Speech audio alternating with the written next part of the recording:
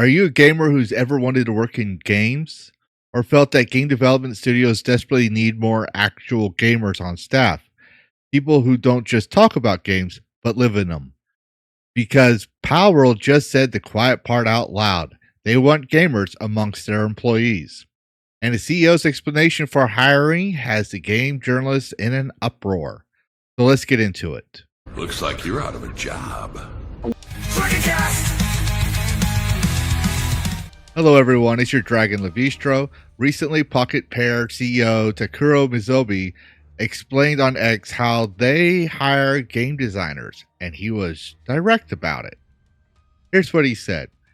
Pocketpair has planners submit screenshots of their Steam gameplay history.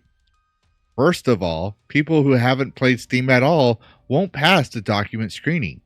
But it goes deeper than just showing your Steam library, as he continues. In the interview, we asked him to explain the game mechanics of the titles that rank high in their Steam playtime, why they think those specific mechanics were adopted, and what makes that title stand out when compared to other games in the same genre. Then he made it clear what they are looking for. Pocketpair is recruiting game creators who are true Steam gamers. Now, he did add some clarification in a follow-up post. Just to add some clarification, we also asked people who are playing a large number of games on PS5, Xbox, etc. to submit those as well. So they're not exclusively Steam only, but here's the key part.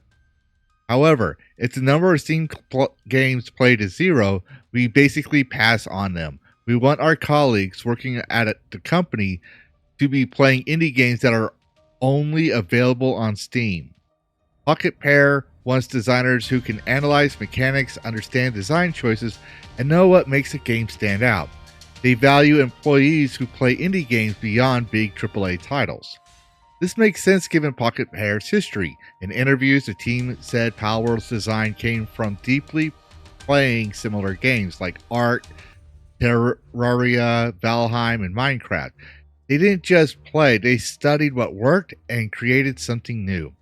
And speaking of success, Palworld is gearing up for its full 1.0 release with a massive amount of content, plus a card game launching July 30th, 2026, and a spin-off called Palworld Pal Farm announced in 2025 and in development. So what's next? Palworld the anime or the movie? Either way, this is a growing successful company hiring people who get games the way they do. Someone, however, please check on games journalists. They don't seem to be handling this very well. The journalists at IGN, Games Radar, and Automaton called it an unusual hiring requirement, a weird choice, and not exactly conventional, arguing that Pocketpair is elitist. They use scare quotes like "no Steam, no dice," or "true Steam players," as if it's some extremist position, even taking jabs about the Nintendo lawsuit. This isn't the first time Japanese studios have faced this pushback.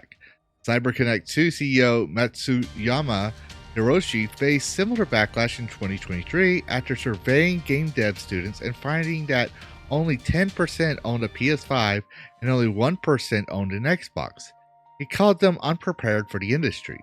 He said, "This may sound harsh, but I can't help but think that people with this kind of easygoing attitude are unfit to fight at the forefront of the game industry." This discussion recurs. Japanese studios want gamers. Some Western journalists see that as problematic.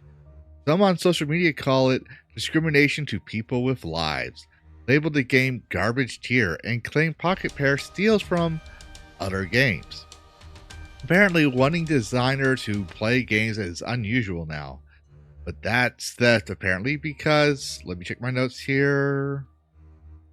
Nintendo filed patents after Palworld came out, then filed a lawsuit. Patents that got challenged, re-examined, and suddenly the narrative flips fast. Funny how that works. Anyways, to clarify, these outlets are describing a hiring practice that values employees who are passionate about and knowledgeable in their fields as if it were some bizarre out-of-touch policy. Their language isn't neutral. Words like unusual, weird, and not conventional are meant to cast Pocketpair in a negative light. But here's what they're really saying.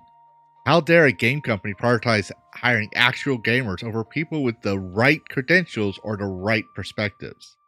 While others are really crying, I don't play many games. That's not fair to hire someone who might be a sexist, racist chud that cares more about games than give me a chance who might not be as passionate but wants to put my world views in. Look at some of these critics' social media profiles. Games barely come up. It's ideology and politics that dominate the feed. The salt is real, and it's because Pocketpair just exposed something certain journalists and certain tourists don't want you thinking about.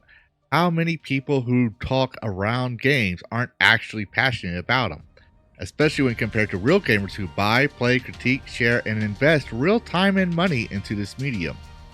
Pocketpair's policies put games first, not narratives or ideologies, just games, and that threatens modern games and journalism. Because once studios and audience start rewarding proof of work, real playtime, real mechanical understanding, an entire lane of games media loses its soapbox. You can't lecture about politics when you're expected to talk about mechanics, systems, balance, and whether a game is actually fun or broken. That's why the coverage is defensive. Words like unusual, weird, and unconventional are coping mechanism, not actual critiques. This kind of hiring standard forces journalists back into a role they've been trying to escape, covering games as games, not as ideological vehicles, not as mirrors for the worldview, as products meant to be played, understood, and judged by players. When that happens, influence shifts. Authority moves away from commentators calling gamers alt-right, sexist, misogynistic, racist incels, and back towards people who actually play games. Same people who've been saying for years, keep politics out of our games and make them good. And that's why they're mad. A world where game studios hire passionate gamers and judge games on those merits alone challenges journalists who rely more on other qualifications than a genuine understanding of games. Which means some of them may have to go back to where HR found them in the first place. Jobs that require no craft at all, scribbling names on HR's pumpkin spice lattes. And that terrifies them. However, Pocketpair didn't invent this idea. They just saying it out loud. This used to be how an entire industry worked. Gamers making games for gamers. Look at early and golden age of gaming. Michaela Ancel was a kid making Rayman. Alexei Pajitnov loved puzzle games, and Tetris came straight out of that obsession. The degree didn't make the game. Passion did.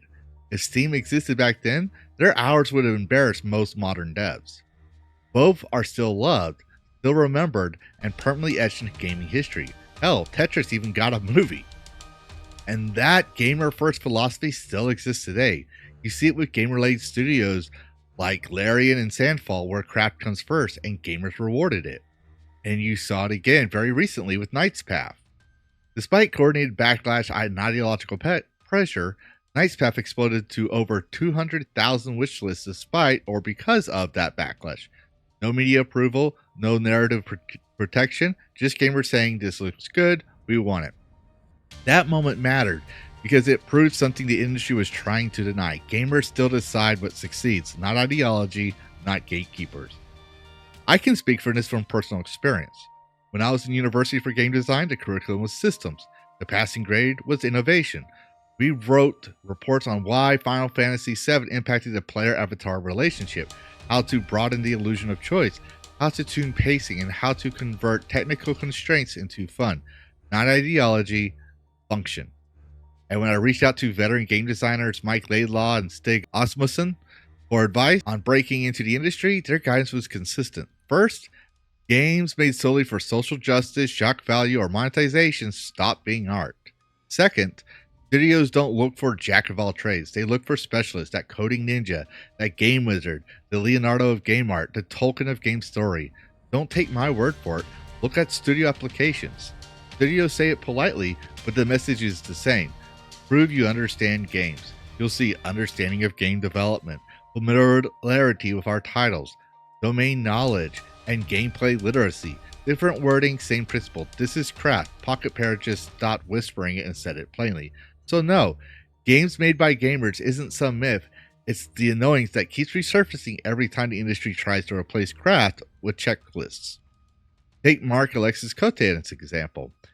He started as a programmer working on buggy PSP ports like Prince of Persia and Open Season. Then he moved into narrative leadership, and the tone shifted towards revisionism and messaging, from a gay-coded Da Vinci to the Yasuke Firestorm. And when that controversy became the headline, it stopped being about gameplay. It becomes about the argument around the game. Assassin's Creed Shadows underperformed, Ubisoft's stock craters, and Kote is let go. Now he's suing.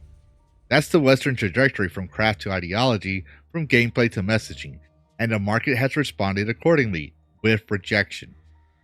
Meanwhile, Japan has doubled down on the opposite approach. Right around 2010, while Western studios drifted towards checkbox hiring and messaging, Japanese studios reinforced something older and stricter. Games are a craft, not a TED Talk. In Japan, game development is Monozukuri, craftsmanship. That means studios don't just hire qualified people, they hire people who are culturally and mechanically fluent in games. Gamers. Look at the 90s giants, Capcom, Konami, Nintendo. Developers were playing each other's games and trying to one-up mechanics. That competitive passion is why classics were classics. What's changed is that this preference has become a technical requirement. Japanese studios don't hire based on declarations of passion, they assume it. What they look for is evidence. Like Monster Hunter, why does a great sword swing feel heavy without feeling sluggish? Where's the commitment window? What's the risk-reward curve? And look at Hidetake Miyazaki of Dark Souls and Elden Ring. He didn't just invent RPG. He reimagined the kind of games he always loved. That's the gamer mindset. Take a feeling you've experienced and improve it. Masahiro Sakurai, creator of Kirby and Smash Bros., has an entire YouTube channel called Masahiro Sakurai on Creating Games, where he explains this exact philosophy. He has said repeatedly that developers have to keep playing, because the moment you stop, you lose your sense of what good feels like. If you aren't playing, you aren't calibrated to the audience. And in Japan, they got a word for this, game sense. Gimu sensu. Not vibes, not theory, not ideology. Earn competence. Don't learn this from a textbook. You earn it through thousands of hours of active analytical gameplay. And this is where journalists pretend they don't understand. They frame it as elitism. No, Pocketpair is asking for receipts. Because once you make game sense to filter, a lot of people get screened out. Corporate generalists who can't talk mechanics, ideologues who treat games like a soapbox, tourists who want the job but don't put in the hours. That's why the media calls it unusual. They're not critiquing the practice, they're reacting to the implications. And that's why Pocketpair's Steam history requirement hits so hard. It's a modern proof of work. It's harder to fake a deep play history than it is to fake a portfolio. Harder to fake a library than it is to fake a resume. Harder to fake thousands of hours than it is to fake a design document. Meanwhile, the studios that keep winning right now, AA and Indie, like Pocketpair and Larian, tend to succeed for that same reason. Leadership allows teams to build the kind of game they'd want to play. They fix the annoyances they personally felt. They tune systems because they personally notice the friction. They don't design from HR language and quarterly decks. And the reason so many modern AAA titles feel soulless, Ubisoft, EA, you name it, is that design gets led by analytics, monetization, and engagement metrics instead of gamer dev instincts. And in those environments, the fun is lost. This is why, with the fall of Ubisoft, studio closure, mass layoffs in the industry, many of these devs could be out of a job. They spent more time on checkboxes, less time honing their craft. When you design for meetings, you tend to end up with meeting games. So Pocketpair is saying the quiet part out loud. Prove you play, prove you understand, or don't bother applying. That's how the industry used to work everywhere. Japan never stopped. Pocketpair is just being transparent about it. This is genuinely refreshing. Here's a studio that puts gamers first, not investors, not corporate DEI policies, not journalists who don't play games. They're not chasing a mythical modern audience that never shows up to buy games. They're making games for gamers, by gamers, and it's working. Meanwhile, studios that appeal to journalists instead of gamers are failing. The market has spoken. The Monozukuri spirit that has remained from the 90s to now Japanese studios are preserving that craft while staying competitive with global trends. They aren't just hiring tourists and credentials, they're hiring analytical players who can tear a game apart and put it back together. And when Nintendo sued Pocketpair, the gaming community rallied behind them in overwhelming numbers. That loyalty comes from consistency, respecting your audience. Is it unusual for a game company to require its designers to actually play games? No, it's common sense, good business, and a standard practice in the Japanese gaming industry. The fact that game journalists frame this as problematic tells you everything about the disconnect between gaming media and actual gamers. They're salty because this hiring policy exposes that many in gaming, including journalists, don't actually play games the way gamers do. They don't study them. They don't understand what makes them work. Pocketpair gets it. CyberConnect 2, Larian, Sandfall, NicePath, they all get it. They hire people who love games and know what gamers want. That's why they're succeeding while so many other studios fail. What do you think? Drop your thoughts in the comments. Should game companies require their designers to actually play games? Or is that too weird and unusual for you? If you enjoyed this video, smash that like button, subscribe for more gaming industry coverage that actually respects gamers, hit that notification bell.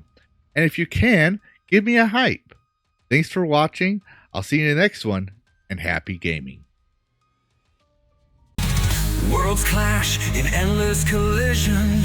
Gaming news with a fierce precision. With a spark so wild it breaks the norm. In the tempest eye, a cyberstorm.